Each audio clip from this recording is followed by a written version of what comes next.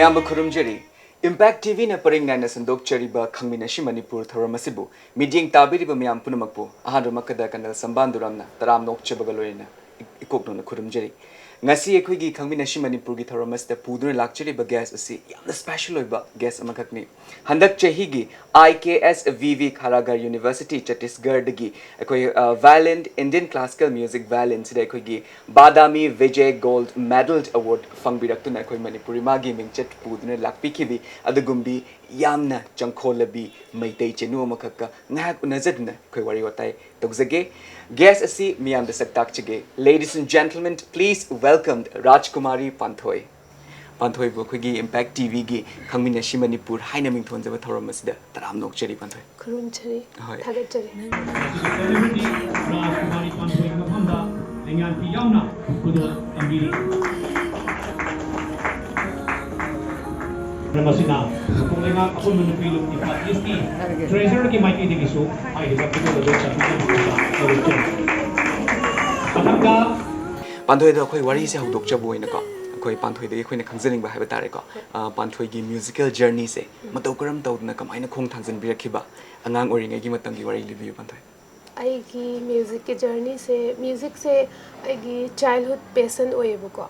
aina sum pi ngai da schooling tawring ngai da class 6 swai se dai je violin se dum tv da gumba ubune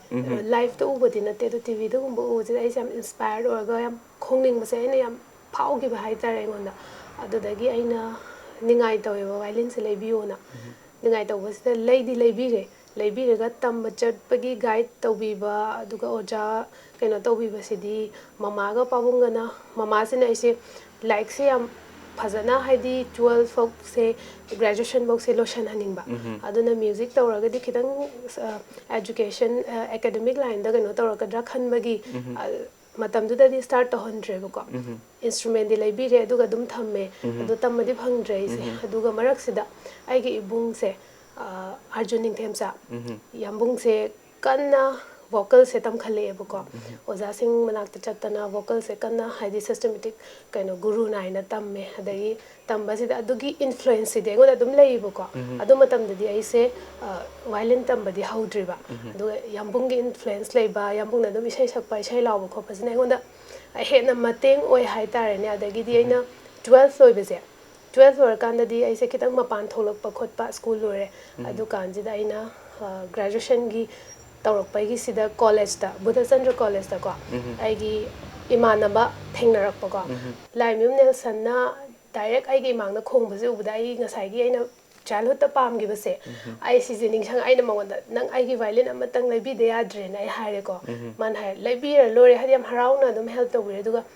mana leibi bane aigi violin se aduga matamdu da pabung se mapanda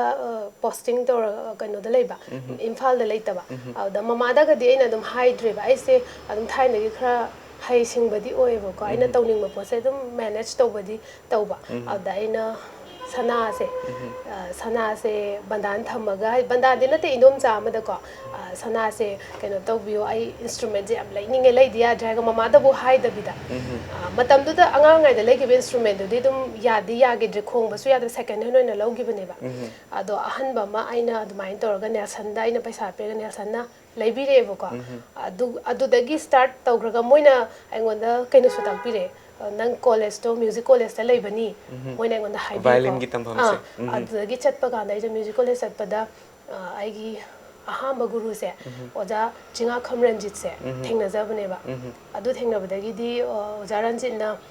phajana ise khot pairaga yahan han moina tambirakibane admaina mathang mathang adagi step journey se horakre hoi oza guru gi ming su panbiri hojik ko guru gi ming panbiri ngai sida hojik faubagi abdi MA gi sigi journey si bauba se si bauba khongkhut paidana Panthoi bu lamjing lam tak pirakhiba adugumba guru mayam leram gada mali ming khangjaningi haibiyo dusu ꯍꯣꯏ ꯑꯩꯒꯤ ꯒꯨꯔꯨꯁꯦ ꯌꯥꯝ ꯊꯤꯅꯗꯤ ꯌꯥꯝꯃꯦ ꯍꯥꯏꯕꯗꯤ ꯚꯥꯏꯂꯤꯟ ꯁꯤꯗꯤ ꯃꯦꯟ subject ꯑꯣꯏꯅ ꯇꯧꯔꯦꯗꯅꯀꯣ ꯑꯗꯨꯒ ꯃꯔꯛꯇ ꯊꯤꯌꯦꯇꯔꯒꯨꯝꯕꯒꯤꯁꯨ ꯈꯔ ꯑꯗꯨꯝ ꯑꯩꯁꯦ ꯌꯥꯎꯖꯔꯦ ꯄꯥꯔꯇꯤꯁꯤꯄꯦꯠꯁꯨ ꯇꯧꯔꯦꯕꯀꯣ ꯑꯗꯨꯅ ꯁꯥꯏꯠꯇꯒꯤ ꯃꯇꯦꯡ ꯇꯧꯕꯤꯔꯛꯄ ꯒꯨꯔꯨꯁꯨ ꯃꯌꯥꯝ ꯌꯥꯎꯋꯦꯕꯀꯣ ꯑꯗꯣ ꯑꯩ ꯑꯗꯨꯝ ꯍꯥꯟꯅ ꯏꯟꯁꯇ꯭ꯔꯨꯃꯦꯟꯒꯤ ꯍꯥꯏꯖꯔꯛꯀꯦꯀꯣ ꯏꯟꯁꯇ꯭ꯔꯨꯃꯦꯟꯒꯤꯁꯦ ꯑꯩ ꯑꯣꯖꯥ ꯆꯤꯉꯥꯈꯝ ꯔꯟꯖꯤꯠꯁꯤꯅ ꯃ꯭ꯌꯨꯖꯤꯛ ꯀꯣꯂꯦꯖꯇ ꯍꯥꯟꯅ ꯊꯦꯡꯅꯕꯗꯒꯤꯗꯤ ꯌꯨꯝꯗꯁꯨ ꯆꯠꯂꯒ ꯈꯣꯠꯂꯒ ꯑꯗꯨꯝ ꯐꯖꯅ ꯃꯉꯣꯟꯗ ꯇꯝꯃꯦꯕꯀꯣ ꯑꯗꯨꯒꯤ ꯃꯇꯨꯡꯗ ꯑꯣꯖꯥ ꯗꯦꯕꯦꯟꯗ꯭ꯔꯖꯤꯠ ꯂꯥꯏꯃꯌꯨꯝ ꯃ꯭ꯌꯨꯖꯤꯛ ꯀꯣꯂꯦꯖꯀꯤ ꯄ꯭ꯔꯤꯟꯁꯤꯄꯜ ꯑꯣꯏꯕꯤꯔꯝꯕ ꯍꯧꯖꯤꯛꯅ MUCꯒꯤ ꯀꯟꯇ꯭ꯔꯣꯂꯔ ꯑꯦꯛꯖꯥꯃꯤꯅꯦꯁꯟ ꯀꯟꯇ꯭ꯔꯣꯂꯔ ꯑꯣꯏꯅ ꯂꯩꯕꯀꯣ ꯑꯣꯖꯥ ꯗꯦꯕꯦꯟꯗ꯭ꯔꯖꯤꯠꯀꯤ ꯃꯅꯥꯛꯇꯁꯨ ꯑꯃꯨꯛ ꯆꯠꯂꯦ ꯑꯗꯣ ꯑꯣꯖꯥ ꯗꯦꯕꯦꯟꯅꯁꯨ ꯑꯃꯨꯛ ꯒꯥꯏꯗ ꯇꯧꯕꯤꯔꯦ ꯑꯗꯨꯒ ꯑꯣꯖꯥ ꯗꯦꯕꯦꯟꯅ ꯇꯥꯛꯄꯤꯕ ꯋꯥꯏꯂꯤꯟ ꯇꯝꯕꯤꯈꯤꯕ ꯃꯣꯏꯔꯥꯡꯊꯦꯝ ꯆꯦꯔꯤꯁꯀꯣ ꯑꯗꯣ ꯑꯣꯖꯥ ꯗꯦꯕꯦꯟꯅ ꯑꯩꯉꯣꯟꯗ ꯁꯨꯃꯥꯏꯅ ꯍꯥꯏꯔꯦ ꯃꯣꯏꯔꯥꯡꯊꯦꯝ ꯆꯦꯔꯤꯁꯀꯤ ꯃꯅꯥꯛꯇ ꯑꯣꯏꯅ ꯆꯠꯂꯣ ꯑꯩ ꯑꯣꯖꯥꯗꯤ ꯏꯟꯁꯇ꯭ꯔꯨꯃꯦꯟ ꯋꯥꯏꯂꯤꯟꯗꯤ ꯈꯣꯡꯗꯕꯅꯤꯅꯀꯣ ꯑꯗꯨꯃꯥꯏꯅ ꯍꯥꯏꯕꯗꯒꯤ ꯑꯩꯁꯦ ꯃꯣꯏꯔꯥꯡꯊꯦꯝ ꯆꯦꯔꯤꯁꯀꯤ ꯃꯅꯥꯛꯇ ꯑꯃꯨꯛ ꯆꯠꯂꯦꯀꯣ ꯑꯗꯨꯒ ꯋꯥꯏꯂꯤꯟꯒꯤꯁꯤꯅ ꯑꯗꯨꯃꯥꯏꯅ ꯆꯠꯂꯦ ꯀ꯭ꯂꯥꯁꯤꯀꯦꯜ ꯏꯟꯗꯤꯌꯟ ꯀ꯭ꯂꯥꯁꯤꯀꯦꯜꯒꯤꯗ ꯑꯗꯨꯒ ꯋꯦꯁꯇꯔꯟꯒꯤꯗ ꯍꯥꯏꯔꯒ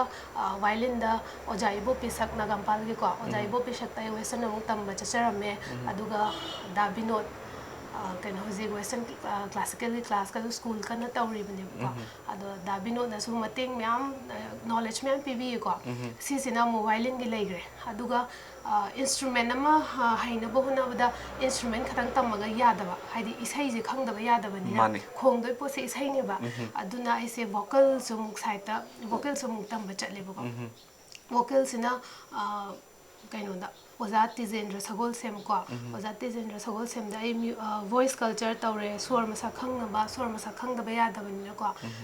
ꯄꯔꯐꯦꯛꯁꯟ ꯏꯟꯇꯣꯅꯦꯁꯟꯗ ꯄꯔꯐꯦꯛꯁꯟ ꯄꯥꯝꯕꯅꯤꯅ ꯂꯣꯏꯅꯃꯛ ꯗꯔꯀꯥꯔ ꯑꯣꯏꯕ ꯍꯥꯏꯇꯥꯔꯦ ꯑꯣꯖꯥ ꯇꯤꯖꯦꯟꯗ ꯚꯣꯏꯁ ꯀꯜꯆꯔ ꯆꯠꯆꯔꯦ ꯑꯗꯨꯒ ꯃ꯭ꯌꯨꯖꯤꯛ ꯀꯣꯂꯦꯖꯀꯤ ꯑꯣꯖꯥ ꯔꯥꯝ ꯍꯧꯖꯤꯛ ꯄ꯭ꯔꯤꯟꯁꯤꯄꯜ ꯀꯣ ꯏꯟꯆꯥꯔꯖ ꯑꯣꯏꯕ ꯑꯗꯣ ꯑꯣꯖꯥ ꯔꯥꯝꯗꯅ ꯀ꯭ꯂꯥꯁꯤꯀꯦꯜ ꯚꯣꯀꯜꯁꯦ ꯑꯃꯨꯛ ꯈꯔ ꯇꯝꯖꯩꯀꯣ ꯑꯗꯨꯒ ꯍꯧꯖꯤꯛꯅ ꯑꯃꯨꯛ ꯃꯄꯥꯟꯗꯁꯨ ꯚꯣꯀꯜꯁꯦ ꯑꯃꯨꯛ ꯆꯠꯊꯖꯔꯤꯕꯀꯣ ꯃꯅꯤꯄꯨꯔꯒꯤ ꯑꯣꯏꯅꯗꯤ ꯚꯣꯀꯜꯒꯤꯗꯤ ꯑꯣꯖꯥ ꯑꯅꯤꯁꯤꯗ ꯇꯝꯖꯔꯦ ꯑꯗꯨꯒ ꯃꯔꯛꯇ ꯐꯣꯛꯀꯤꯁꯨ ꯋꯥꯔꯛꯁꯣꯞꯀꯨꯝꯕ ꯑꯣꯖꯥ ꯕꯦꯗꯕꯇꯤꯒꯤ ꯋꯥꯔꯛꯁꯣꯞꯇ ꯁꯥꯔꯇꯤꯐꯤꯀꯦꯠ ꯀꯣꯔꯁꯀꯨꯝꯕ ꯇꯧꯕꯁꯦ ꯁꯤꯗꯁꯨ ꯑꯃꯨꯛ ꯇꯝꯕ ꯆꯠꯆꯩ ꯐꯣꯛ ꯇꯝꯖꯩꯁꯤꯅ ꯑꯃꯨꯛ ꯐꯣꯛ ꯁꯛꯀꯅꯤ ꯍꯥꯏꯕꯒꯤ ꯇꯝꯕ ꯅꯠꯇꯕ ꯑꯩꯅ ꯐꯣꯛ ꯃ꯭ꯌꯨꯖꯤꯛꯁꯦ ꯈꯣꯡꯅꯤꯡꯕ ꯃꯇꯝꯗ ꯐꯣꯛꯀꯤ ꯏꯁꯩꯁꯦ ꯃꯨꯟꯅ ꯈꯪꯗꯕ ꯌꯥꯗꯦꯕ ꯑꯗꯨꯅ ꯑꯩꯅ ꯀ꯭ꯂꯥꯁꯇꯨ ꯌꯥꯎꯔꯒꯗꯤ ꯍꯌꯦꯡ ꯑꯩꯅ ꯈꯣꯡꯗꯣꯔꯛꯄ ꯃꯇꯝꯗ ꯃꯆꯜ ꯍꯥꯏꯗꯤ ꯁꯨꯅ ꯈꯣꯡꯕ ꯉꯝꯕꯗꯣ ꯄꯣꯠꯇꯣ ꯈꯪꯗꯕ ꯌꯥꯗꯕꯅꯤna ꯐꯣꯛꯀꯤꯁꯨ ꯑꯃꯨꯛ ꯀ꯭ꯂꯥꯁ ꯆꯠꯂꯦ ꯑꯗꯨꯒ ꯒꯤꯇꯥꯔꯁꯨ ꯇꯝꯕꯀꯣ ꯋꯦꯁꯇꯔꯟ ꯒꯤꯇꯥꯔꯁꯦ ꯇꯝꯃꯦ ꯋꯦꯁꯇꯔꯟ ꯒꯤꯇꯥꯔꯁꯤꯅ ꯗꯥ ꯁꯨꯅꯤꯜ ꯅꯥꯒꯥꯝꯄꯥꯜꯒꯤꯀꯣ ꯗꯥ ꯁꯨꯅꯤꯜ ꯍꯧꯖꯤꯛꯅ ꯀꯩꯅꯣꯒꯤꯗ ꯏꯝꯐꯥꯜ ꯇꯣꯀꯤꯁꯀꯤꯁꯨ ꯀꯩꯅꯣ ꯑꯣꯏꯅ ꯗ꯭ꯔꯥꯃꯔ ꯑꯣꯏꯅ ꯂꯩꯕꯅꯦꯕꯀꯣ ꯗꯥ ꯁꯨꯅꯤꯜꯗꯒꯤꯁꯨ ꯑꯩꯅ ꯊꯤꯑꯣꯔꯤꯇꯤꯀꯦꯜ ꯑꯣꯏꯕ ꯄ꯭ꯔꯦꯛꯇꯤꯀꯦꯜ ꯑꯣꯏꯕ ꯒꯤꯇꯥꯔꯒꯤ ꯂꯦꯁꯟ ꯃꯌꯥꯝ ꯑꯃ ꯑꯩꯅ ꯁꯨꯇꯤ ꯊꯣꯛꯂꯛꯄ ꯈꯨꯗꯤꯡꯒꯤ ꯇꯧꯔꯒ ꯑꯗꯨꯃꯥꯏꯅ ꯇꯝꯖꯩꯌꯦꯕꯀꯣ ꯍꯧꯔꯛꯄꯗꯕꯨꯗꯤ ꯒꯤꯇꯥꯔꯁꯦ ꯗꯥꯅꯥꯎꯅ ꯇꯝꯕꯤꯔꯛꯑꯦꯀꯣ ꯕ꯭ꯂꯨꯕꯦꯟꯒꯤ ꯗꯥꯅꯥꯎꯁꯦ ꯁꯨꯃꯥꯏꯅ ꯑꯣꯖꯥꯁꯦ ꯃꯌꯥꯝ ꯌꯥꯝꯃꯦ ꯑꯩꯅ ꯂꯣꯏꯅꯖꯔꯛꯄ ꯍꯥꯏꯗꯤ ꯇꯝꯖꯔꯛꯄꯁꯦ ꯃꯣꯏ ꯃꯌꯥꯝꯅ ꯒꯥꯏꯗ ꯇꯧꯕꯤꯕꯗꯒꯤꯁꯨ ꯀꯩꯅꯣꯅꯦ ꯑꯗꯨꯒ ꯊꯤꯌꯦꯇꯔꯒꯤ ꯃꯇꯥꯡꯁꯤꯅ ꯑꯃꯨꯛ ꯃꯔꯛꯇ ꯊꯤꯌꯦꯇꯔꯁꯤꯅ ꯀꯣꯂꯦꯖ ꯇꯝꯃꯤꯀꯥꯟꯗ ꯉꯁꯥꯏꯒꯤ ꯌꯨꯠ ꯐꯦꯁꯇꯤꯚꯦꯜꯒꯨꯝꯕ ꯌꯥꯎꯕ ꯈꯣꯠꯄ ꯇꯧꯔꯛꯄꯗꯒꯤ ꯍꯥꯏꯖꯤꯜꯂꯛꯄꯅꯦꯕꯀꯣ ꯊꯤꯌꯦꯇꯔꯁꯦ ꯍꯥꯏꯖꯤꯜꯂꯒꯁꯨ ꯁꯤꯅ ꯑꯩꯉꯣꯟꯗ ꯌꯥꯝ ꯀꯥꯟꯅꯕ ꯑꯃ ꯑꯣꯏꯈꯤꯕ ꯍꯥꯏꯇꯥꯔꯦ ꯅꯣꯡꯃꯩꯕꯨꯡꯒꯤ ꯆꯦ ꯁꯣꯐꯤꯌꯥꯅ ꯇꯧꯔꯒ ꯑꯩꯈꯣꯏꯗ ꯌꯨꯠ ꯐꯦꯁꯇꯤꯚꯦꯜ ꯇꯝꯕꯤꯕ ꯂꯥꯛꯄꯗ ꯑꯣꯖꯥ ꯏꯟꯗ꯭ꯔꯀꯨꯃꯥꯔ ꯁꯒꯣꯜꯁꯦꯝ ꯏꯟꯗ꯭ꯔꯀꯨꯃꯥꯔꯅ ꯇꯦꯔꯥꯗꯒꯤꯀꯣ ꯑꯣꯖꯥꯒ ꯑꯩꯒ ꯈꯪꯅꯍꯟꯕꯤꯕꯗꯒꯤ ꯑꯣꯖꯥꯒꯤ ꯀꯩꯅꯣꯗ ꯑꯩꯁꯦ ꯑꯣꯖꯥꯒꯤ ꯃꯥꯒꯤ ꯊꯤꯌꯦꯇꯔꯗ ꯀꯨꯏꯅ ꯗ꯭ꯔꯃꯥ ꯇꯝꯃꯒ ꯄꯔꯐꯣꯔꯃꯦꯟꯁꯀ ꯄ꯭ꯔꯣꯗꯛꯁꯟ ꯇꯧꯗꯅ ꯈꯣꯠꯇꯅ ꯂꯩꯔꯦ ꯑꯗꯨꯒ ꯑꯣꯖꯥ ꯏꯟꯗ꯭ꯔꯀꯨꯃꯥꯔꯅ ꯑꯣꯖꯥ ꯔꯇꯟ ꯊꯤꯌꯥꯝꯒꯤ ꯋꯥꯔꯛꯁꯣꯞꯇꯀꯣ ꯀꯣꯔꯁꯀꯤ ꯋꯥꯔꯛꯁꯣꯞꯇ ꯑꯩꯁꯦ ꯑꯃꯨꯛ ꯌꯥꯎꯍꯟꯕꯒꯤ ꯀꯩꯅꯣ ꯇꯧꯕꯤꯔꯒ ꯌꯥꯎꯗꯕ ꯌꯥꯗꯦ ꯍꯥꯏꯔꯒ ꯌꯥꯎꯍꯜꯂꯦ ꯑꯗꯨꯒ ꯀꯣꯔꯁꯇꯒꯤ ꯑꯩꯅ ꯇꯝꯃꯛꯄ ꯃꯌꯥꯝꯁꯤꯅ ꯑꯃꯨꯛ ꯃ꯭ꯌꯨꯖꯤꯛꯀꯤ ꯑꯣꯏꯕ ꯄꯣꯠ ꯅꯠꯇꯕ ꯀꯣꯔꯁꯇꯒꯤ ꯑꯣꯖꯥ ꯔꯇꯟ ꯊꯤꯌꯥꯝꯒꯤ ꯗꯤꯁꯤꯄ꯭ꯂꯤꯟ ꯑꯗꯨꯒ ꯌꯥꯝꯅ ꯈꯥꯡꯕ ꯀꯟꯕ ꯌꯥꯝꯅ ꯗꯤꯁꯤꯄ꯭ꯂꯤꯟ ꯃꯇꯝ ꯌꯥꯝ ꯂꯤꯛꯅ ꯁꯤꯖꯤꯟꯅꯕ ꯑꯁꯤꯒꯨꯝꯕ ꯍꯥꯏꯗꯤ ꯏꯟꯇꯔꯅꯦꯁꯅꯦꯜ ꯐꯤꯒꯔ ꯑꯃꯒꯤ ꯀꯃꯥꯏꯅ ꯂꯩꯒꯦ 하ꯕꯒꯤ ꯀꯩꯅꯣ ꯃꯌꯥꯝꯁꯦ ꯑꯩꯅ ꯊꯤꯌꯦꯇꯔꯗ ꯑꯩꯒꯤ ꯀꯦꯔꯤꯌꯔ ꯁꯦꯝꯈꯤꯗ꯭ꯔꯒꯁꯨ ꯁꯤꯒꯤ ꯄꯣꯠꯁꯤꯃ ꯑꯩꯅ ꯈꯪꯍꯧꯔꯦ ꯑꯥꯔꯇꯤꯁ ꯑꯃ ꯑꯣꯏꯅ ꯃꯥꯏ ꯁꯕꯖꯦꯛꯇꯣ ꯂꯩꯖꯈ꯭ꯔꯁꯨ ꯉꯁꯥꯏꯒꯤ ꯃꯦꯟ ꯑꯣꯏꯁꯤꯗꯤ ꯃꯥꯒꯤ ꯄꯣꯇꯦꯟꯁꯤꯌꯦꯜ ꯈꯥꯡꯕ ꯀꯟꯕ ꯈꯣꯠꯄꯁꯤꯒꯤ ꯃꯒꯨꯟꯁꯦ ꯁꯤꯒꯨꯝꯕ ꯃꯌꯥꯝꯁꯦ ꯑꯩꯅ ꯇꯝꯕ ꯐꯪꯉꯛꯑꯦꯕꯀꯣ ꯀꯣꯔꯁꯇꯒꯤ ꯁꯨꯃꯥꯏꯅ ꯇꯧꯔꯒ ꯑꯣꯖꯥꯁꯦ ꯌꯥꯝ ꯌꯥꯝꯃꯦ ꯑꯗꯒꯤ ꯁꯤꯒꯨꯝꯕ ꯑꯥꯔꯠ ꯄꯔꯐꯣꯔꯃꯤꯡ ꯑꯥꯔꯠꯁꯀꯤ ꯅꯠꯇꯕꯤꯗ ꯑꯣꯖꯥ ꯙꯅꯕꯤꯔ ꯂꯥꯏꯁ꯭ꯔꯝ ꯍꯣꯏ ꯒꯨꯝꯕꯁꯦ ꯑꯩꯁꯦ ꯑꯣꯖꯥ ꯇꯤꯖꯦꯟꯒꯤ ꯊ꯭ꯔꯨꯗꯒꯤ ꯃꯌꯥꯝ ꯑꯣꯖꯥ ꯃꯌꯥꯝꯁꯦ ꯁꯨꯃꯥꯏꯅ ꯈꯪꯅꯕꯁꯦ ꯃꯣꯏꯅꯒ ꯑꯗꯨꯝ ꯅꯪ PhD ꯇꯧꯗꯕ ꯌꯥꯗꯕꯅꯤꯀꯣ ꯀꯥꯏꯅ ꯍꯋꯥꯏ ꯍꯥꯏꯈꯤꯕ ꯒꯥꯏꯗꯂꯥꯏꯟ ꯃꯌꯥꯝ ꯑꯃ ꯁꯨꯝ ꯒꯥꯏꯗꯦꯟꯁ ꯑꯣꯏꯕꯤꯕ ꯍꯥꯏꯇꯥꯔꯦ ꯑꯗꯨꯒꯨꯝꯕ ꯃꯌꯥꯝꯁꯤꯅ ꯑꯩꯒꯤ ꯑꯣꯖꯥꯁꯦ ꯌꯥꯝ ꯌꯥꯝꯃꯦꯕꯀꯣ ꯑꯗꯨꯅ ꯁꯨꯃꯥꯏꯅ ꯑꯣꯖꯥ ꯃꯌꯥꯝꯁꯤꯒꯤ ꯀꯩꯅꯣ ꯇꯧꯔꯒ ꯑꯩꯁꯦ ꯉꯁꯤ ꯁꯨꯃꯥꯏꯅ ꯑꯩꯒꯤ ꯖꯔꯅꯤꯁꯤꯗ ꯆꯠꯆꯔꯤ ꯍꯥꯏꯇꯥꯔꯦ ꯑꯗꯨꯒ ꯀꯩꯅꯣ ꯍꯧꯖꯤꯛ PhDꯒꯤ ꯑꯣꯏꯅꯗꯤ Oza Tiken Namarak Pamko musicologist ne Pal gi director ado Oza Tiken degi Oza Makhon Mani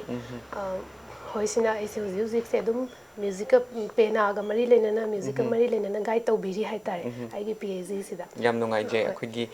Panthoi gi musical journey se yamna dynamic oiba ko yamna keno yamna dynamic oiba duguma journey ne haizage ado akhoi gi Violin rom sida muk lakchage ko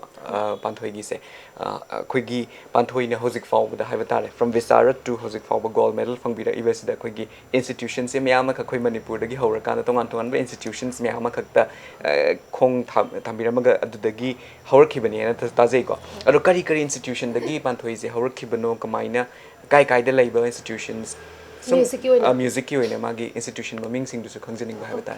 music ki oina di aise keno tawe ai gi tamak pase aina aham base hojiki Sri Bal Mukunda Dev Manipur gi music college se sidagi gi aham ba starting violin je sidai tame matung na pura diploma se 6 years ki pura course amo oina ai se sang na tamme bako marak sida dum oja me sida private chatlaga kanna hona bane ba aduga adui matung da aina graduation je master dobo matam da music ki sigi diploma se ma yarga di aina graduate oi targa di atopa subject graduate oi targa su tawbe yae bako aduna masters na hojiki Indira Kala Sangit Vishwavidyalaya haise Asia gi top international university ne buko sidai se Oza Devendra Oza Ramkumar hoina Ramkumar Sagol sem moina guide tawbibadagi nang yam honaning badugi ko nang di ada chalu master tawdaba yade na torga chatle Indira Kala Sangit Vishwavidyalaya dagi master resolution me duga hoji same universities dai se PhD chathariba institute yam hongak padina trade mine ani khatang oyeba ko oza yamba aina tamjarak pase aduga kaino oy marakta speak make haina amalay ko speak make sida khoi chatlaga dum training macham cha yaw bhai ta adu daina western gi choir gi training se phangjare speak make da adumaina western gi gumba gi su khar khar phange haita This is new I'm practicing in a bottle or anything. So that I don't bother with it.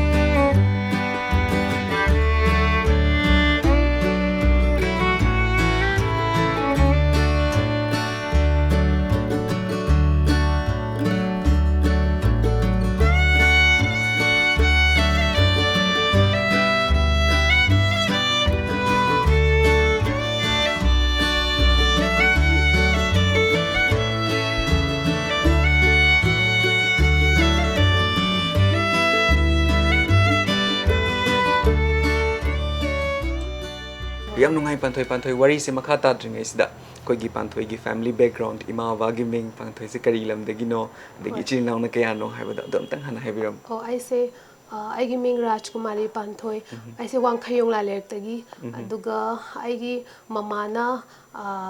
RK Ongbi Subita aduga pabungna RK Angausana I gi ichin naw mari ne ko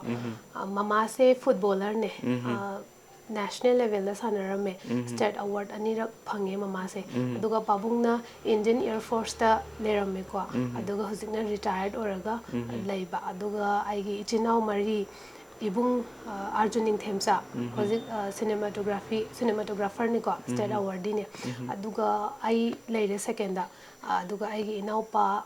aigi hek makha sina ayangba Ningthemsa do ma sina hojik martial arts kumba thang tagi sida yam kanna ma se honari traditional kumba performing arts sida aduga atombi ai inaw nupi ma lei mana hoje graduation tawri sana tombi kawi yamna nungai Panthoi gi hoigi family se taw matamda hoigi Manipur se kai haini games and sports amadi aren culture na masak ta hai ko Panthoi hoigi pick level family study loina mak su bagum taw hai batai wari makha se thajar ke Panthoi akoina Panthoi dagi khangjaning ba se violin gi matang se ding asi Panthoi na lengbi re ngai sa khoi loina mak khangja hoge hai batai alo Panthoi akoina yamna ngakpa amasung chamam na ba ma lei ba hai batai Indian classical music sida koi violin sida koina sum thiga charuba matamda koi western lom gi instrument hai batai ko oda matau kram to na have the Indian classical music have a samne intricate oi kraba sigumba music style music genre sida matau kram to na violence adapt to gibono habado magi brief history ga lai gadra akhoi de khangdaba sing de su khanghono fan kitang share to biram ya gadra violin ki oina yenga di hoi ma se western instrument oeboko western ki oina classical instrument oye ado aina atopa larik sum mayam parak padadi kai gumba larik khara dadi folk oina hana orame haina su moi folk orame haina su hai hojik pudi classical instrument oreboko ado magi origin je scholars sing se makhal sing amta magi opinion se mana deboko like me am parak pa matam da amata mana da banina aina sum thengna bada kaino se India dagi ko Asia dagi tawraga India dagi power ga chakraga nomad tribes sing ko nomadic tribes sing sina puraga chakhibane haibako string instrument oina single string ni khangdre adman exact to pidraga so hoi ravan hata kaina Indian instrument leiba pena dongna ga tawba hai tare adugumba instrument do puraga chakraga kona Italy romda moina develop tawrakanda violin je semak pane ana adumaina su lyrics sing da thengna jayebo aduga hojiki aina Manipur gi musicologist oja tiken namerakpam ga loina jaba matam da ojana ngona mayam takpi sigumba history of music ki maram da yam tum discuss taw jayebo ado ojana ngonda takpi bagi matung ina ojana habi bada oja so world music ki matang da like kumba yam pa bako ado ojana habi bada di sarindar haina instrument amalai masigi instrument se India dagi pugi bani aduga moina Italy sida asom da moina west da develop torakanda violin je as an instrument ona moina puthoraga ko puthorak pane adugi matung da khoina mu Indian music instrument ona ko India na mu ma se adopt torak pane ba ado like political kaino guma myam thaina war no ama matawgi bakanda su India da instrument violin puraga chelak pa mi ga su west ki ga su yaw gi ba male ko atmaina haidi history se am sangi banina exact city kanam tan haiba ngam da ba khoi jo oja da gi su wari ta ba like su pa ba khoi atmaina to ga thiga chai ko aduda aseng India gi oina hair ga di violin gi history se South India da lak pa ko Carnatic music lom lagi hana South India da lak pa ne duga North India da di kona keno ne ba duga Carnatic music city still ngasi bau da ko magi kaim ta hong balai triba classical sida North India gi Hindustani classical sina mayam atopa lakpagi matung ina changes mayam amala eba adubu Carnatic music ta di mogi thaina gi oiba hojiki strict rule pura pure Indian classical form se hoji follow tawre duga mogi dadi keno oide duga North India gi na classical music sida khoina vocal sapa matam da sarangi se bow instrument sarangi se koina accompany instrument oina yamna main obe instrument oina sizineba same thing Carnatic music tane violin je sina vocal gi main accompany instrument oina violin ne illeba music su hana dagi su ado si se kaino Swami Dikshitar Balu Swami Dikshitar na ko mana ihan han boina introduce orga keno to rakhibani haina like the thing na jai hadi India da Indian classical da keno to introduce to give the violin se smaina like the thing na jai sum bakra thing na jai yam nungai je Panthoi yamna interesting oi ba violin gi history am khak stak fi khoi khangda ma yam khak su khangam do mal yamna shin dong shi khoi India da gi smain to kan da ma khoi na nomad tribes me yamna pura kan da amuk like mana fasna develop to kan it finds its way back havatar magi root da mo hanjarak pagi magi wari yam nusiba ma khak su Panthoi na stak pi Panthoi wari se makha tarak point khoi instrument me am ka gural da lei re ko even khoi gi India da so khoi on traditional instrument me am lei Manipur da so me am lei but why violin Panthoi I know violin choose to give us a violin sida aingona yamna aina yamna pamjaba amasu yaure aduga magi tonal quality haitare ko hek taba matamda mi bu hek ta sumat pangam haitare magi soothing oiba sound je tonal quality adagi yengbada su yamna phajaba magi keno structure ama oiba aduga khangda yam attractive oiba aina dum pinga de hek ubada pam khrawa haitare makhon taba khonjel dum soothing oiba khotba sidagi dum aina tv da kaida ubada dum ngaujagi ba haitare adumain toraga dum violin jena choose tawjagi bane handy su oiba adumaina hoi ado akoina ga sum akoi soft opera gumba akoina tv daga lakpa gumba me yengo matam de violin me traditionally dum pai du maina pai ko ado indian classical music ta khun yengo matam de violin je mo makhada olaga pai bada congratulate laga pai bada adugi difference ka su yamna u ba hai tare ko purely adopt to grave indian classical music pura indian classical instrument ama oina pura count to gre koina tham gre hai tare yam nungai je edo panthoi akoina sida khangjaning base indian classical music sida akoina violence adopt tawgrabani na indian classical music ki oina di rag mayam ama khak leidana ko sigi se akogi violence sida su chamana leidoira kamain tawuna sigi matang se oh ado huziki ama thammagi matang do adu so aina point ama dang haijaning habi panthoi share to bio pai ba madam se akoina violin pai bagi kaino western ga indian ga mana da base aina hum khangan janing bagi ko western da this moinas mai thangala khong baje moisu note mayam khonge ko khong bado moi gi style ga moisina khara straight khonge ko akhoi gi indian classical da di kai dogi hai ganda magi ornamentation hapak matam da aesthetic to gi ko ornamentation to matam da khoi je gamak kumba mean gumba sizine ko mean hai je khodi note amadagi note amada chingaga chingdoine ko slur hai western maina chingba gumba sizna badagi gamak illaga tawba mayam se adi vocal da tawriba gamak sing siguma mayam se lamak akhoi violin da khongdoine ba gai ki ang khong pa matam da di ado adugi khong pa matam se ngasai gi phammaga akhoi violin jis maina keno se nek maton se nga aga tawba jida aingonda violin da free or ne khut che chen ba yare hadi aduna aingonda adugi posture jina aingon helpful oi bhai tare indian classical khong matam da di smain thangala khong ga budi thangala khong mi shu leidi lebo ko ado khitang keno to badadi handy oi da aduga khoi gi shastra sangeet indian classical da di lepaga amta sakpa khotpa se tawna de khoi gi tradition indian gi tradition gi matung ina di phammaga loina tum instrument khudi mak phammaga loina tawai duna phammaga oina tawai ha tare aduga khong bada su mating pangi baduna nangna hai ki wai do kaure ruye thamoina nangna hai ki wai do kaure ruye thamoina adu kalaba wai singdo adu kalaba wai singdo karigi hai biri funda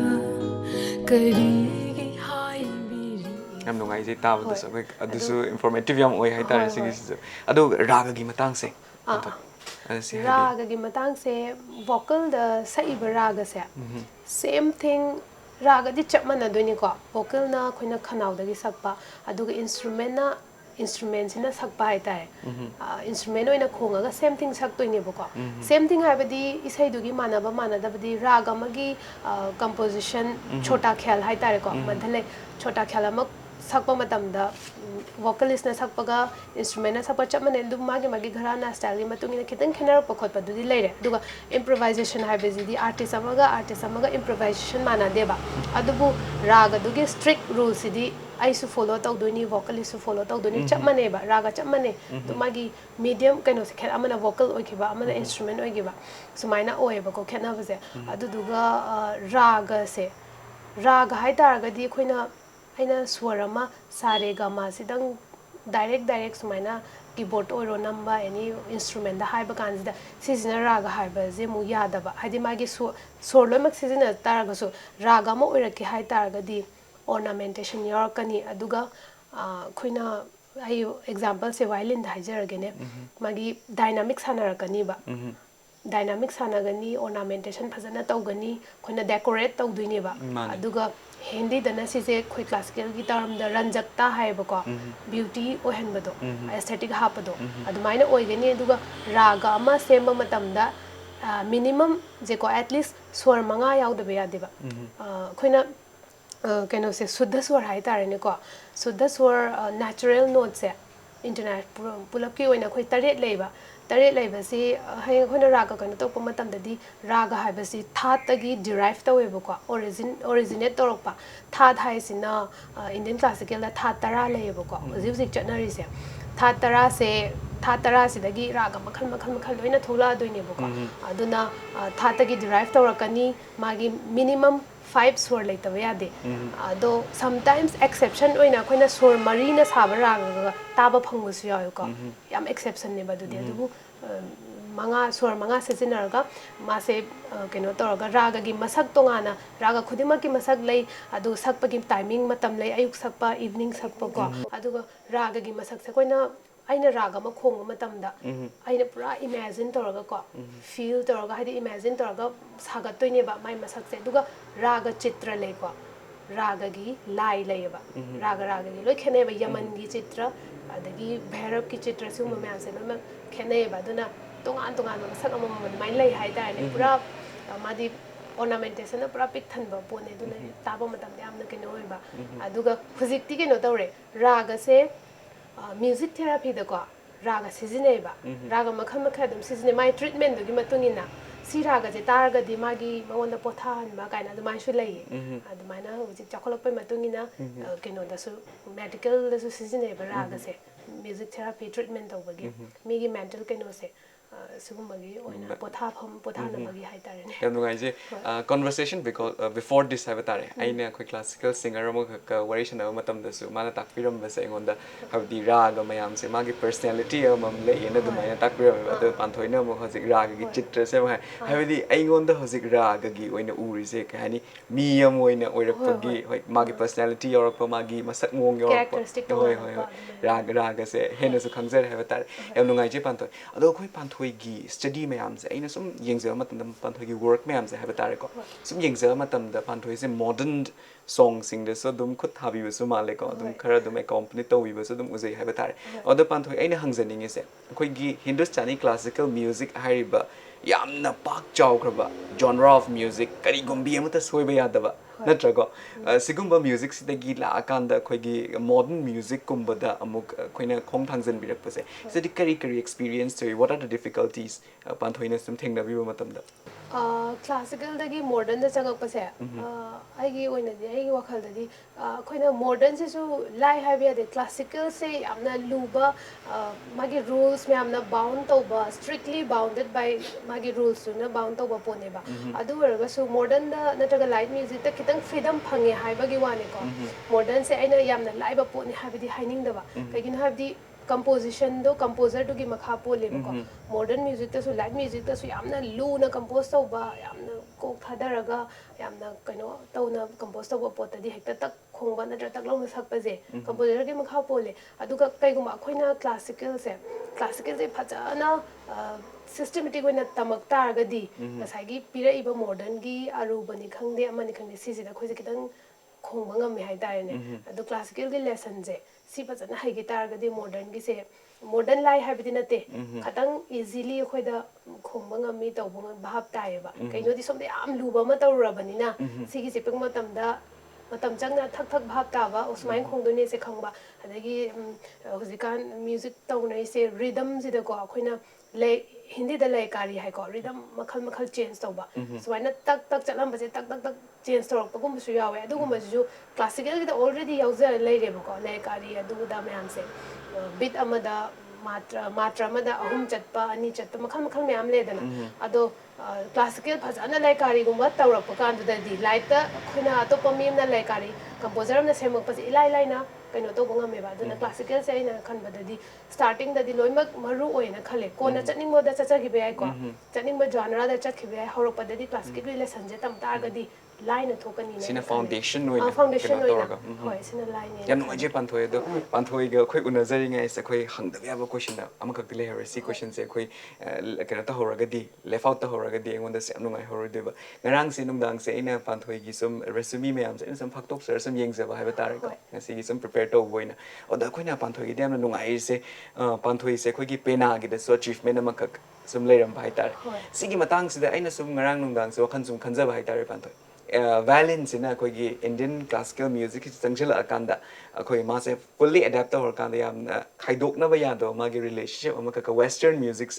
western instruments siga khaidok na ba ya da ba relationship ama tham grine ba natra ado Panthoi koi gi violin se sina sa koi gi Manipuri folk music sing sida mu changa akanda magi koi gi hana leram ba traditional music instrument mayam se sigi mafam si su kan gi ba ya gi possibility ga di leibra lei haina khan bi bra Panthoi gi bot kitang habiu Sige matang se aina khanjabada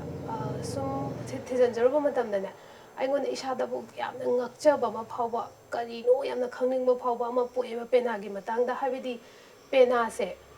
yamna mit matamdagi laina khongambani mathang miyoi bana khongakpani haina koina magi history ma leijari ba miyoi bana khongdringai da hana laina khongame haina kaino tawidana ko history da de adugi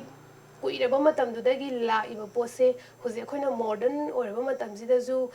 marak sida Indian gi influence myam lai ko Indian music kya aduga Bengali style gi sakpa Indian classical gi style aduga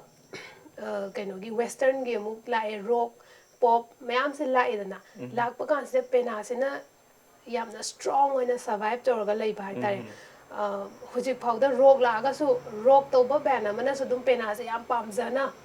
rock a fuse taweba ko aduga adum akoina classical ga su fusion ama sema matamda pena je torga hekta phajaba akoi mayam jina dum pame aduga pena je da kaino ma yawe hai tare na khanjabda tongan ba magi sound tonal quality se atop instrument ama husin ba yaroi daba ama yawe da khoina ju akhoi ge instrument oje habagi kano na tana sida khoi thijan ba darka oina ai khanjayeba ko violin na phanyam na dominate tawra e na haina khalaga su pena da thoi ba sound pena ge sound je violin na thohan ba ngamoeba ko adugi maram oiraga violin na tai tai sum ras lila gumba kai gumba da myam khongi ko khongta ga su hujik adum atai tai sum performance gumba da khoina folk ki piece khara violin na khongba su dum thengai ko ado nga ki pamba gi phajana ba gi khongbane na ina lawjayeba adubu khoina ritual oba pot ta ni khangde la harau ba ni khangde khoi gi folk ki oba tawrpa matam da di violin replace tawbudi kai do nung da ina yaroi na khanjayeba ko pena gi matik magun che am lai hai tare koi tabada su pukning siam na lumjai haba tare sigi matang sida yam nungai je khoi pena gi matang la ingai je Panthoi gi PhD gi journey sida kitang changkhan jar ke haba tare mamang da su PhD to bi na pan bi ko hosi se ongoing oi bi PhD se ai PhD se chathajari ado khoi gi ngarang sumai ni yengja matam da Panthoi gi thesis se ethnomusicology da maina towe na ka sikari gi matang da study to bi na Panthoi ai gi thesis ai gi PhD se pena di lawjare ne instrument je pena oina lawre pena oina lawbagi maram sina kaino ne PhD to ba haibase any aina tawning ba topic to ba yai buko ado ai di string instrument ki student oi bane ado string instrument je violin da aina to ba se aina violin da to budi pena da to bane hena darkar oi maru oina aina khanjaba maram di akhoi Manipur gi smaina ibina ba khotbina ba research to bina ba se kitang hoje watli ba ko watli bani na id PhD se to do le bani na ina ai gi oi ba topic ai gi ba Manipur gi ba string instrument da folk se ta hotar ga di ai gi hayeng ai gi thesis to lehorani da thesis ha ba ji authentic oi ba po ni na tungi generation na hayeng paning pa yening pa matam da moi da mateng tungi musicology da mateng oi ga ni na khan ba gi aina pena se khan bane ba kai gi na ha ba di violin gum ba si di all over India da violin gi tawbinaba research tawbinaba mayam leiba du pena ge jidi mi leijadam ni na khoi gi huji huji yam tangi banina adumaina na pena se select tawgi bane do ethnomusicology gi matang se ethnomusicology habde khoina culture amagi maram da naina doine ba ko ai gi pena ji ma su leijare do culture akhoi gi samna habde maitai na kari thought process kai khalli kai setli kai chai haba mayam ma ko shugumba si ani se punna kaino to bahai darena akhoi gi culture ama group culture ama gi maram da nena base se smaina oi bai gi PSC Hoi, Panthoi yam thuna solution bio haijage koi impact TV gi mai kai dagi so the one solution bi akanda Panthoi gi sina koi gi material da makak ware kanda angang yam inkalai bana ha yam sulamjing lam tak pi doini and then even violin da afo bo yogu taraga so Panthoi ne koi gi root se kau bi dena koi pena or Manipuri no musicologist da when choose to bi ko se sigi so yam thagat ningai ni haijage impact TV mai kai dagi so koi mayam gi mahut sinjaga thank you have wa haijage ago Panthoi akoina makhata na khangjaning ba matam da ꯑꯩꯈꯣꯏꯒꯤ ꯄꯥꯟꯊꯣꯏꯅ ꯑꯇꯣꯞꯄ ꯑꯩꯈꯣꯏꯒꯤ ꯔꯤꯁꯔꯁ work ꯑꯩꯈꯣꯏꯒꯤ ꯊꯦꯁꯤꯁꯁꯤ ꯅꯠꯇꯕꯀꯣ ꯑꯩꯈꯣꯏꯒꯤ ꯀꯔꯝꯕ academic ꯋꯥꯔꯛꯁꯤꯡꯗꯤ ꯇꯧꯕꯤꯈ꯭ꯔꯦ ꯀꯗꯥꯏꯗ ꯄꯦꯄꯔꯒꯗꯤ present ꯇꯧꯕꯤꯈ꯭ꯔꯦ ꯑꯩꯁꯦ ꯄꯨꯂꯞꯅ ꯍꯧꯖꯤꯛ ꯐꯥꯎꯒꯤꯗꯤ ꯋꯥꯔꯛ ꯃꯉꯥꯒꯨꯝꯕꯗꯤ ꯇꯧꯖꯈ꯭ꯔꯦꯕꯀꯣ ꯃꯉꯥꯁꯦ ꯑꯍꯨꯝ ꯑꯃꯗꯤ ꯏꯟꯇꯔꯅꯦꯁꯅꯦꯜ ꯀꯣꯟꯐꯔꯦꯟꯁꯇ ꯑꯩꯅ ꯄꯦꯄꯔ ꯄ꯭ꯔꯖꯦꯟ ꯇꯧꯈꯤꯕꯅꯦꯕꯀꯣ ꯑꯃꯅ MUꯗ ꯇꯧꯈꯤꯕ ꯏꯟꯇꯔꯅꯦꯁꯅꯦꯜ ꯀꯣꯟꯐꯔꯦꯟꯁꯅꯦ MUꯗ ꯇꯧꯈꯤꯕꯁꯤꯗ ꯑꯩꯅ ꯇꯧꯖꯈꯤꯕ ꯄꯦꯄꯔ ꯄ꯭ꯔꯖꯦꯟ ꯇꯧꯖꯈꯤꯕ ꯇꯣꯄꯤꯛꯁꯤꯅ ꯄꯦꯅꯥꯒ ꯚꯥꯏꯂꯤꯟꯒ ꯀꯣꯝꯄꯦꯔꯦꯇꯤꯞ ꯁ꯭ꯇꯗꯤ ꯑꯃ ꯇꯧꯕ ꯑꯩꯅ ꯑꯗꯨꯗꯨꯒ ꯑꯗꯨꯒꯤ ꯃꯇꯨꯡꯗ BOCꯒꯤꯗ ꯂꯩꯕ ꯑꯥꯔꯀꯦꯁꯅꯥꯇꯣꯃꯤꯁꯦ ꯁꯤꯗꯁꯨ ꯏꯟꯇꯔꯅꯦꯁꯅꯦꯜ ꯀꯣꯟꯐꯔꯦꯟꯁ ꯑꯃ ꯄꯥꯡꯊꯣꯛꯈꯤꯕ ꯑꯗꯨꯗꯅ ꯑꯩꯅ ꯇꯧꯈꯤꯕꯁꯦ ꯇꯥꯜꯒꯤ ꯃꯔꯝꯗ ꯃ꯭ꯌꯨꯖꯤꯛꯇ ꯇꯥꯜꯒꯤ ꯃꯥꯒꯤ ꯏꯝꯄꯣꯔꯇꯦꯟꯁꯀꯨꯝꯕꯁꯦ ꯁꯤꯒꯤ ꯃꯔꯝꯗ ꯄꯦꯄꯔ ꯑꯃ ꯏꯖꯈ꯭ꯔꯦ ꯑꯩꯅ ꯑꯥꯔꯇꯤꯀꯜ ꯀꯣ ꯑꯗꯨꯒ ꯑꯗꯨ ꯅꯠꯇꯕ ꯑꯃ ꯁꯤꯂꯣꯡꯗ ꯑꯃꯨꯛ ꯆꯠꯂꯦꯀꯣ ꯑꯩꯁꯦ ꯁꯤꯂꯣꯡꯗ ꯄ꯭ꯔꯖꯦꯟ ꯇꯧꯖꯈꯤꯕ ꯁꯤꯂꯣꯡꯒꯤꯁꯤꯁꯨ ꯏꯟꯇꯔꯅꯦꯁꯅꯦꯜꯅꯦꯕꯀꯣ 2 days ꯏꯟꯇꯔꯅꯦꯁꯅꯦꯜ ꯑꯗꯣ ꯁꯤꯗꯅ ꯑꯩꯅ ꯄ꯭ꯔꯖꯦꯟ ꯇꯧꯈꯤꯕꯁꯦ the violin and the brain ꯍꯥꯏꯕꯀꯣ ꯑꯩꯈꯣꯏꯒꯤ ꯚꯥꯏꯂꯤꯟꯒ ꯃꯤꯑꯣꯏꯕꯒꯤ ꯕ꯭ꯔꯦꯟꯒ ꯂꯩꯅꯔꯤꯕ ꯃꯔꯤꯁꯦ ꯁꯤꯒꯤ ꯃꯔꯝꯗ ꯑꯩꯅ ꯈꯤꯇꯪ ꯊꯤꯒꯠꯆꯔꯒ ꯄꯦꯄꯔ ꯑꯃ ꯄ꯭ꯔꯖꯦꯟ ꯇꯧꯖꯕꯅꯦꯕꯀꯣ ꯃꯔꯝꯗꯤ ꯑꯜꯕꯔꯠ ꯑꯦꯟꯁꯇꯥꯏꯟꯁꯦ ꯑꯩꯒꯤ ꯋꯥꯈꯜꯗ ꯁꯨꯝ ꯈꯜꯂꯛꯄ ꯍꯥꯏꯇꯥꯔꯦ ꯑꯜꯕꯔꯠ ꯑꯦꯟꯁꯇꯥꯏꯟꯁꯦ ꯁꯥꯏꯟꯇꯤꯁꯁꯦ ꯃꯥꯁꯦ ꯃꯌꯥꯝꯅ ꯍꯧꯖꯤꯛꯐꯥꯎ ꯃꯥꯅ ꯄꯨꯊꯣꯛꯑꯝꯕ ꯐꯣꯔꯃꯨꯂꯥꯒꯤ ꯃꯥ ꯌꯥꯝ ꯍꯧꯖꯤꯛꯁꯨ ꯃꯌꯥꯝꯅ ꯁꯣꯟꯅꯔꯤꯀꯣ ꯑꯗꯣ ꯃꯥꯒꯤ ꯃꯔꯝꯗ ꯄꯥꯔꯨꯕ ꯀꯥꯟꯗ ꯃꯥꯁꯦ ꯚꯥꯏꯂꯤꯅꯤꯁ ꯑꯣꯏꯔꯝꯃꯦꯕ ꯑꯣꯏꯔꯒ ꯂꯩꯔꯝꯃꯦꯕ ꯑꯗꯣ ꯑꯩꯅ ꯀꯃꯥꯏꯅꯅꯣ ꯈꯜꯂꯒ ꯑꯩꯉꯣꯟꯗ ꯁꯨꯝ ꯈꯪꯅꯤꯡꯕꯗꯣ ꯐꯥꯎꯔꯛꯈꯤꯕ ꯑꯗꯨꯅ ꯃꯥꯅ ꯃꯦꯊꯃꯦꯇꯤꯛꯁꯀꯤꯅꯤ ꯈꯪꯗꯦ ꯃꯥꯅ ꯑꯪꯀ ꯑꯃ ꯍꯣꯠꯄ ꯃꯇꯝꯗ ꯁꯣꯂꯨꯁꯟ ꯇꯥꯔꯛꯇꯕ ꯃꯇꯝꯗ ꯃꯥꯁꯦ ꯚꯥꯏꯂꯤꯟ ꯈꯣꯡꯉꯦ ꯍꯥꯏꯌꯦꯕ ꯑꯗꯨꯀꯥꯟꯗ ꯚꯥꯏꯂꯤꯟ ꯈꯣꯡꯉꯀꯥꯟꯗ ꯃꯥꯁꯦ ꯁꯣꯂꯨꯁꯟꯁꯦ ꯇꯥꯕ ꯍꯥꯏꯇꯥꯔꯦ ꯑꯗꯨꯗꯤ ꯃꯥꯅ ꯀꯃꯥꯏꯅ ꯇꯥꯏꯅꯣ ꯍꯥꯏ ꯀꯥꯟꯗ ꯚꯥꯏꯂꯤꯟ ꯈꯣꯡꯕ ꯃꯇꯝꯗ ꯑꯩꯈꯣꯏꯒꯤ ꯂꯦꯐ ꯁꯥꯏꯗꯀꯤ ꯕ꯭ꯔꯦꯟꯁꯤꯗ ꯁꯦꯜ ꯈꯔ ꯂꯦꯃꯦꯟꯁꯤꯡ ꯀꯣꯃꯟ ꯄꯤꯄꯜꯁꯤꯡꯅ ꯐꯪꯁꯟ ꯇꯧꯗꯕ ꯁꯦꯜ ꯈꯔ ꯑꯩꯈꯣꯏꯅ ꯚꯥꯏꯂꯤꯟ ꯈꯣꯡꯕ ꯃꯇꯝꯗ ꯂꯦꯐ ꯁꯥꯏꯗꯇ ꯀꯩꯅꯣ ꯇꯧꯋꯦ ꯍꯥꯏꯕ ꯐꯪꯁꯟ ꯇꯧꯔꯛꯄ ꯍꯥꯏꯇꯥꯔꯦ ꯄꯨꯔꯥ ꯍꯣꯜ ꯕ꯭ꯔꯦꯟꯁꯦ ꯐꯪꯁꯟ ꯇꯧꯕꯅꯤꯅ ꯀ꯭ꯔꯤꯌꯦꯇꯤꯕꯤꯇꯤ ꯍꯦꯟꯒꯠꯂꯛꯄ ꯑꯗꯨꯃꯥꯏꯅ ꯍꯥꯏ ꯑꯗꯣ ꯁꯤꯅ ꯃꯔꯝ ꯑꯣꯏꯔꯒꯁꯨ ꯑꯩꯅ ꯃꯦꯁꯦꯖ ꯑꯃꯁꯨ ꯃꯌꯥꯝꯗ ꯄꯤꯖꯅꯤꯡꯉꯦ ꯑꯉꯥꯡꯁꯤꯡꯀꯣ ꯑꯉꯥꯡꯁꯤꯡ ꯄꯤꯛꯏꯉꯩ ꯁ꯭ꯀꯨꯜ ꯇꯝꯃꯦ ꯄꯤꯛꯏꯉꯩꯒꯤ ꯌꯥꯝ ꯆꯥꯎꯔꯒꯗꯤ ꯅꯠꯇꯕ ꯄꯤꯛꯏꯉꯩꯁꯤꯗ ꯏꯟꯁꯇ꯭ꯔꯨꯃꯦꯟ ꯑꯃ ꯇꯝꯍꯟꯕꯁꯦ ꯑꯉꯥꯡꯁꯤꯒꯤ ꯕ꯭ꯔꯦꯟꯁꯦ ꯌꯥꯝꯅ ꯀꯩꯅꯣ ꯑꯣꯏꯕ ꯍꯦꯜꯂꯦꯕꯀꯣ ꯗꯦꯚꯦꯂꯞ ꯇꯧꯕ ꯊꯨꯕ ꯑꯗꯨꯅ ꯃꯥꯁꯦ ꯀꯣ ꯀꯔꯤꯀꯨꯂꯝ ꯑꯣꯏꯅ ꯑꯦꯅꯤ ꯏꯟꯁꯇ꯭ꯔꯨꯃꯦꯟ ꯀꯣ ꯇꯧꯍꯟꯕꯁꯦ ꯑꯩ ꯄꯥꯝꯃꯦ ꯃꯔꯝꯗꯤ ꯁꯤꯒꯨꯝꯕꯒꯤ ꯀꯥꯟꯅꯕ ꯈꯔ ꯂꯩꯕꯅꯤꯅ ꯁꯤꯡꯕ ꯍꯦꯟꯒꯠꯄ ꯃꯥꯒꯤ ꯏꯟꯇꯦꯂꯤꯖꯦꯟ ꯑꯣꯏꯕ ꯍꯦꯟꯕꯅꯤꯅꯀꯣ ꯑꯗꯨꯃꯥꯏꯅ ꯀꯩꯅꯣ ꯇꯧꯋꯦ ꯍꯥꯏꯇꯥꯔꯦ ꯉꯁꯤ ꯄꯥꯟꯊꯣꯏꯅ ꯊꯝꯕꯤꯔꯤꯕꯁꯤꯒꯤ ꯋꯥꯍꯩꯁꯦ ꯍꯥꯏꯇꯥꯔꯦ ꯋꯥꯈꯜꯂꯣꯟꯁꯦ ꯍꯥꯏꯇꯥꯔꯦ ꯁꯤꯁꯦ ꯑꯩꯈꯣꯏ ꯃꯅꯤꯄꯨꯔꯒꯤ ꯃꯤꯌꯥꯝꯗꯁꯨ ꯂꯣꯏꯅꯃꯛ ꯌꯧꯕꯁꯨ ꯑꯣꯏꯁꯅꯨ ꯍꯥꯏꯖꯒꯦ ꯌꯥꯝꯅ ꯃꯔꯨ ꯑꯣꯏꯕꯅꯤ ꯁꯤꯒꯤꯁꯦꯀꯣ ꯏꯚꯟ ꯁꯤꯁꯦ ꯂꯤꯚꯤꯡ ꯑꯦꯛꯖꯥꯝꯄꯜ ꯑꯣꯏꯅ ꯑꯜꯕꯔꯠ ꯑꯥꯏꯟꯁꯇꯥꯏꯟꯗ ꯐꯥꯎꯕ ꯑꯩꯈꯣꯏ ꯊꯦꯡꯅꯖꯈ꯭ꯔꯕꯅꯦꯕ ꯁꯤꯒꯤ ꯃꯇꯥꯡꯁꯦ ꯌꯥꯝ ꯅꯨꯡꯉꯥꯏꯖꯩ ꯄꯥꯟꯊꯣꯏ ꯌꯥꯝꯅꯁꯨ ꯏꯟꯁꯥꯏꯠꯐꯨꯜ ꯑꯣꯏ ꯍꯥꯏꯇꯥꯔꯦ ꯉꯁꯤ ꯄꯥꯟꯊꯣꯏꯒ ꯀꯣꯟꯚꯔꯁꯦꯁꯟ ꯇꯧꯅꯕꯁꯦ ꯑꯗꯣ ꯄꯥꯟꯊꯣꯏ ꯑꯩꯈꯣꯏ ꯃꯈꯥ ꯇꯥꯅ ꯄꯥꯟꯊꯣꯏꯗꯒꯤ ꯈꯪꯖꯅꯤꯡꯕꯁꯦ ꯑꯩꯈꯣꯏ ꯑꯦꯆꯤꯞꯃꯦꯟ ꯃꯌꯥꯝ ꯑꯃꯈꯛꯇꯤ ꯂꯩꯕꯤꯈ꯭ꯔꯦ ꯍꯟꯗꯛꯇꯁꯨ ꯑꯩꯈꯣꯏ ꯒꯣꯜ ꯃꯦꯗꯜꯁꯦ ꯄꯨꯔꯒ ꯑꯩꯈꯣꯏ ꯃꯅꯤꯄꯨꯔ ꯁꯤꯗ ꯂꯥꯛꯄꯤꯔꯤꯅꯤꯀꯣ ꯑꯗꯣ ꯄꯥꯟꯊꯣꯏ ꯑꯇꯩ ꯑꯇꯣꯞꯄ ꯑꯦꯆꯤꯞꯃꯦꯟꯗꯤ ꯀꯔꯤ ꯀꯔꯤ ꯂꯩꯈ꯭ꯔꯦ ꯑꯗꯨꯁꯨ ꯄꯟꯕꯤꯔꯝꯃꯨ ꯑꯇꯩ ꯑꯇꯩ ꯑꯆꯤꯞꯃꯦꯟꯁꯦ ꯑꯩꯅ ꯌꯨꯠ ꯐꯦꯁꯇꯤꯚꯦꯜꯗ ꯌꯥꯎꯔꯨꯕꯗ ꯐꯣꯛ ꯑꯣꯔꯀꯦꯁꯇ꯭ꯔꯥꯗꯀꯣ ꯄꯦꯅꯥꯒꯤ ꯉꯁꯥꯏ ꯍꯥꯏꯈꯤꯕꯗꯣ ꯑꯗꯨꯗ ꯑꯩꯁꯦ ꯁꯦꯀꯦꯟ ꯇꯥꯔꯛꯈꯤꯕ ꯑꯗꯨꯒ ꯅꯦꯁꯅꯦꯜ ꯁ꯭ꯇꯨꯗꯦꯟ ꯑꯣꯂꯦꯝꯄꯤꯛ ꯑꯍꯥꯟꯕ ꯄꯥꯡꯊꯣꯛꯈꯤꯕ ꯃꯇꯝꯗ ꯑꯩꯁꯦ ꯋꯦꯁꯇꯔꯟ ꯚꯣꯀꯜꯗ ꯒꯣꯜ ꯃꯦꯗꯜ ꯐꯪꯉꯛꯑꯦꯀꯣ ꯑꯗꯨꯒ ꯑꯇꯣꯞꯄ ꯖꯣꯔꯅꯦꯜꯒꯨꯝꯕ MUꯗꯒꯨꯝꯕꯁꯨ MUꯒꯤ ꯌꯨꯠ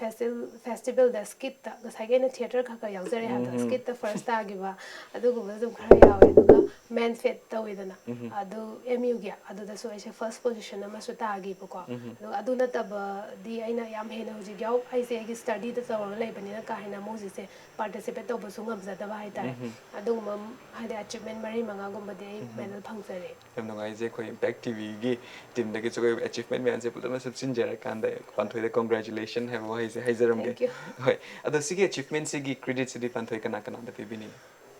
ꯀ꯭ꯔꯦꯗꯤꯠꯁꯦ ꯑꯩꯅꯕꯨꯗꯤ ꯌꯥꯝ ꯀꯟꯅ ꯍꯣꯠꯅꯖꯩꯑꯕꯀꯣ ꯑꯩꯅ ꯏꯁꯥꯅ ꯈꯪꯉꯦ ꯑꯩꯅ ꯀꯌꯥꯝ ꯀꯟꯅ ꯍꯣꯠꯅꯒꯦ ꯍꯥꯏꯕꯁꯦ ꯑꯗꯨ ꯑꯣꯏꯇꯥꯔꯒꯁꯨ ꯑꯩꯒꯤ ꯍꯣꯠꯅꯕ ꯈꯛꯁꯤꯅ ꯌꯥꯗꯕ ꯑꯃ ꯌꯥꯎꯔꯛꯑꯦꯕꯀꯣ ꯑꯩꯅꯗꯤ ꯃꯌꯥꯝ ꯍꯣꯠꯅꯔꯒꯁꯨ ꯑꯩꯒꯤ ꯐꯦꯃꯤꯂꯤ ꯍꯥꯏꯕ ꯑꯃ ꯂꯩꯕꯅꯤꯅꯀꯣ ꯐꯦꯃꯤꯂꯤꯒꯤ ꯁꯞꯄꯣꯔꯠ ꯄꯥꯝꯃꯛꯑꯦ ꯐꯦꯃꯤꯂꯤꯒꯤ ꯁꯞꯄꯣꯔꯠ ꯌꯥꯎꯗ꯭ꯔꯒꯗꯤ ꯌꯥꯗꯦ ꯁꯤꯁꯦ ꯁꯞꯄꯣꯔꯠꯁꯤꯗ ꯈ꯭ꯋꯥꯏ ꯃꯦꯟ ꯑꯣꯏꯅ ꯑꯩꯒꯤ ꯏꯕꯨꯡ ꯉꯁꯥꯏ ꯑꯩꯅ ꯍꯥꯏꯖꯈ꯭ꯔꯦꯀꯣ ꯑꯥꯔꯖꯨꯟ ꯅꯤꯡꯊꯦꯝꯆꯥ ꯏꯕꯨꯡꯁꯤꯅ ꯑꯩꯒꯤ ꯑꯦꯕ꯭ꯔꯤ ꯁ꯭ꯇꯦꯞꯇꯀꯣ ꯑꯩꯅ ꯋꯥꯁꯦ ꯇꯥꯟꯅꯖꯩ ꯑꯗꯣ ꯃꯥꯅ ꯅꯪ ꯁꯤ ꯇꯧꯕ ꯌꯥꯗꯦ ꯁꯤ ꯍꯥꯟꯅ ꯇꯧ sumaina musical magi background lay bani ibung na phasana tamak panina engoda guidelines edum step khuding ge pibiba yam karai shoi gi gadagi haina mana senaraga sumaina support pura full support hoy aduga family gi mama ga papunga gi support sina financially ama warak pa kholak pa myam imung se loina waba myam yaunai ni ko da aingonda kemta kano to feel to handaba nangna tamgada bu tammo kem khan gano aduda haina dumaina pura keno ina laigre backbone haidi phaigak phaina support to biba haigadra aduga guru jingje huji huji aina tamjariba guru je ai mamang da dim guru myam ming haijagre ko huji huji aina tamjariba Dr. Himansu Vishwarup ko kenogi Indira Kala gi university dugi music faculty gi din ne ba ko adugi guru ji da ai phazana credit su pininge aduga Manipur gi oza sing je sida su credit pininge aduga ai gi friend circle me am gi support am su change aina honor pa matam sida ai se pura dedication ama toraga kathopa me ama me yare outing chattaba ma chattaba sai gi riyaz practice toraga leiba sida ai se ma'am फंगदबा ma'am कथोप ma'am यार चटनिंग चटनिंग ना चत्तबा सोमदना exam में शरप खोपा अयुक नुंदांग अनि पारा खोंगदबा यादबा practice से अदगी थ्योरी सु पादबा यादबनिना अदुदा आइगी फ्रेंड सर्कल सिंगसिना आइना खितंग लो फील डाउन ओरप मतमदा एकदम एनकरेज तौबा नंग नोंगमदे सक्सेस ओइदुनी नंग कइगी दुमाइना आइगी स्कूल फ्रेंड कइका मैम फ्रेंड सर्कल सिना याम सपोर्टिव ओइबको अदुगा नेक्स्ट कइनोगी सु हाइनिंग आइना आइगी स्कूलिंग तरफसे आरके सनातोमी ओजा सिंगसे सिदा आइना क्रेडिट याम पिजनिंगे मरमदी सिना चावरकान की वारी ओरेदना पीइंगाई दुदा मोइना अखोइगे माइंड दा हापी बाय तारे नोय हायंवाय चावरगा मसक नाइबा मसक तो पमी म ओइनिंगदब्रा खोतब्रा पीइंगाई दगी दुम मोइना फावहनगिबको अदुना आर्केस्ट्रा तमिगी ओजा सिंगसिना फजना अखोइजे वाखनजे दुमाइना खलहले अचौबा मी म ओइनिंगबा सुगुमगी इंस्पायर आदि एम्बिशियस ओहनलेबा मोइना दुमाइना इन हाइनिंगेबा अदुना म्यूजिक तंग हैगा सुंगसाइगी कइनोदो याउद्रगदी मिरक तिनबदा आइना ngamdragadi laila shugi kano je yaudagadi yadedana arkestrana tomigi dagi shu ai credit arkestrana to bidas phasana pinning han tar yam nungai je oza guru me amade imung manung me amna support to wibadagi sigi levels yo ni tajo matam and then imung manung gi matang da haraga su panthoi ne hojik leibe imung se hai tare kwai dagi kani supportive oi be imung amane so hai jage panthoi are so lucky hoi ado wari se makha tarak poina panthoi koina khangjaning base akoi gi Manipur da hai tare Indian classical vocalist or Indian classical music se says the quite career moina chungchin ba se ya ena khanbra traga survive to bada kitang wa khini na hojik ki lairiba magi status sida survive to kitang wa khini na khanbra kamain khan bi si matang se hojik lairiba status se hoji akhoi Manipur University of Culture hange ko MU budi hana dagi lere MU da music department bachelor gi hangba koire master di hoji kino tawdri ba ko ado MUC hangakpaje amna achauba step amane na ina khalle ba ko kai gino this the music department adagi atopa art form me hangi su hangbani na ado si khaktang sina de enough oi de aina khalle ba ko kai gino ha ba matamda music ki classical satra yam laitri se kai gino ha di hoi classical ha ba se yamna khangba kanba amabudi change chang targa sumagi hayeng lorba matungda scope to lei targa di placement je job to placement me am lei targa di wara sumi se dum loina tamakani haiba hadi lemna mangoi khanbagi adu Manipur do ji music scope ta lei ta hai tar hoji bogyu na di leitri ba do college kumba school gumba je government school ga sium ba se daina music ki kitang subject ama oina hapasina yam kanani aduga music tamjariba mayam dasu music college tagi chahi mada pass out toriba satra mayam je sidagi pull up se kalai chakhi doino ba thabak to bom laite ba samna be satra chama pass tawreng khala se ba aduju institute macha Manipur da ama tangna tele je mayam leiba mayam je pass out toriba mayam je loimak ti phawbang am banate ba amani khangme bali khala ise ado atai tamuriba mayam du di haidi haijaraba paisa nuk sa su leite badagi yamna phawraga matam misai da su jangdan da khotana paisa thada dana toroga career du sem su ngam daba moi du di mu job ama tawjaga dab do haijaba hai magi mahai du na job ama tawjaga dab se job se phang deba ado school guma college gumba se sida su phajana music se happening edu university da huji akoina higher kan oina PhD gumba research gumba gi master gumba gi tawpham phajana laitri je MU sida di master hape buko ado MU da huji kano tawdri ba se sigi ai kitang hapak na ba keno tong na ba je kitang paikhala ninge maram di adu hanga kanda ne ba satra mayam changjalak tana adu intellectual mayam am su thogla ani music maramda research tawba sisna koi culture da sumateng pangani hadi music sina pukhalaga koi culture khoi gi oba music sim maramda thijan bina ba mayam thogla ani ba ko da sumaina ina khanjei yam nungai je panthoi na khoi gi sigi means ama kak swai batare khoi gi career se kamain tawga sida survive tawba ya ga gi means ama kak su panthoi yam takpiri ko yam nungai je panthoi khoi mari leina ba khoi gi authority da su panthoi gi sigi voice yo voice no haina haise ge panthoi adu panthoi khoi panthoi ge pukmen pawmen na ning badi khoi mayam leidi adu khoi impact tv gi Khangminashi Manipur se khoi na kak no matam oi bani na khoi queen panthoi ge pukmen pawmen na bagi tanja se fangoi dori khoi gi thoram se loishalak tringai se haitare aroi boina panthoi de khoi na khangjaning base panthoi khoi ne inkhalaib nahasing especially nupi sing ko habadi makhoi se musical line ri changning ba adagi akhoi gi modern or contemporary music se study changning da ba habadi classical room se the lining ba habatare ko mogi classical music se da khoi gi magi journey ma open tongning ba habatare sigumba especially nupi sing se di panthoi as nupi amoi na habatare ko career advice ti pivini si matang aina haijaning base yamna thona phaba madi darka oina khalle kaina si jai aigona thokhraba example oina ai gi mamangda ada mapanda eme guma tamba chakadaba mi khudong chada badagi ithanda ada kamai leiru doino haibagi adugumba ki dana chatkidaba mi yawe ado ai gi matam dadi aina ai kanam su ki dre ai phat chat khreba ko ado yamna adugumba ki daba aduga khang ba kan ba classical habizidi mi khang ba se kya ngamde kitang lushalak padagi mahijina hena ngamak padagi aina sakpa ngamak taba khongba ngamak tabadagi tokiba give up tawba me am yawa give up se su taw taw daba slow and steady adum tapsa sano magi regular naina adum hona ba hai tare adu targadi aina hai taba poto nongmadi soidana hairakani ba aduga oza guru je naina phajana oza gi guideline makhada adum ozaga tanaraga ozana haiba ilaga sum chatpa adu targadi aina success oba ngamni aina khanjeba give up chi sung taw taw daba tawgena khangiba poche phangdribo adum khang baje sibam phana mai sing jang daba haibado phanam laksajano problems laksano loina mak face tawraga dum ngamna ba honaraga chatpase give up taw daba se sigi kano se bizani message hoi yam nungai je panthoi gi ngasi mamal yam lo message se ko inkhalaib ban ha sing sida su yo voice no haizage yam nungai je panthoi na panthoi gi chillaba matam kya kai thokpidna ko gi impact tv gi ko gi Khangminashi Manipur hariba thoram sida ngak tang war ba sangan bi dana ko gi ko khangda me am su khangja hore hai tare adagi inkhalai ban ha sing sida su panthoi na voice oi bi dana haiba tare ko khoi ngak tang khoina pumen pawmen na fangja se khoi yam nungai je panthoi gi tung gi punsi de su hena mai pak pu oi bi ha se ko impact ki team dagi haijaram ge panthoi hoi thank you so much aina so impact tv bu hainingai leitana thagachari haitare aigi sigumba achievement macha ma sida lakpiraga aigi opinion sing phongdokpagi opportunity ama pibi base ai impact bu hainingai leitana thagachari aina haijaninge thank you panthoi masini ngasigi impact tv na sandokchariba Khangminashi Manipur gi thoram matangi episode ta anoba personality amaga amuk miyam gi damakta hanjarake ngasi gi damakta di kaina ba ya thani zeri binabirasi